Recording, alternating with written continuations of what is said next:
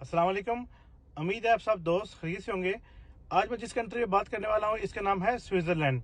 मैंने एक क्लाइंट का वीज़ा अप्लाई किया था जिनका तल्लक दमाम से है। इंडियन नेशनल है वो। 15 अक्टूबर को उनकी अपॉइंटमेंट थी स्विट्जरलैंड की और 22 अक्टूबर यानी कल उनका वीज़ा जो था स्टैंप होकर मिल गया था। मैंने फर्स्ट टाइम देखा है कि इतनी जल्दी किसी शेंजन कंट्री ने डिसीजन दिया हो और वीज़ा इशू किया हो। 7 वर्किंग डेज में उन्होंने वीज़ा इशू किया, लेकिन इन 7 डेज में आपको पता है 2 तो छुट्टियां आ जाती हैं, तो 5 वर्किंग डेज में उनका वीज़ा इशू हुआ है। अगर डॉक्यूमेंट्स की बात की जाए तो सबसे पहले आपको job certificate with chamber of commerce चाहिए, छुट्टी का पेपर चाहिए, 4 to 6 मंथ बैंक स्टेटमेंट चाहिए। उसके बाद जो कीवा है आपको कीवा कॉन्ट्रैक्ट और कीवा सैलरी सर्टिफिकेट भी लाजमी चाहिए। उसके बाद स्पोर्टिंग डॉक्यूमेंट्स आप कुछ भी लगा सकते हैं, आपके पास जो भी स्पोर्टिंग डॉक्यूमेंट होंगे आप लगा सकते हैं।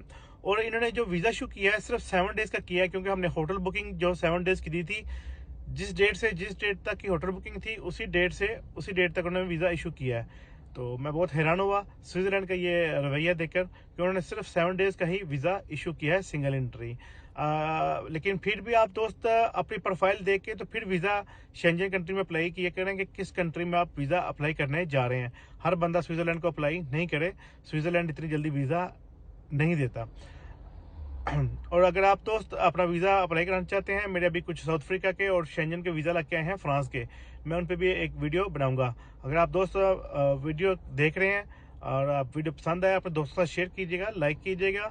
जो दोस्त अपना वीज़ा अप्लाई करवाना चाहते हैं किसी भी कंट्री का, वो मेरे नीचे दिए गए व्हाट्सएप नंबर पर रब्ता कर सकते हैं। और जो अभी वीज़ा लग गया है स्विट्जरलैंड का, मैं अभी वीडियो में साथ अटैच करूंगा। तो अपना बहुत सारा ख्याल रखिएगा, दोस्तों के साथ वीडियो शेयर कीजिएगा। मिलते हैं कि नई वीडियो में, तब तक के लिए अल्लाह हाफिज़।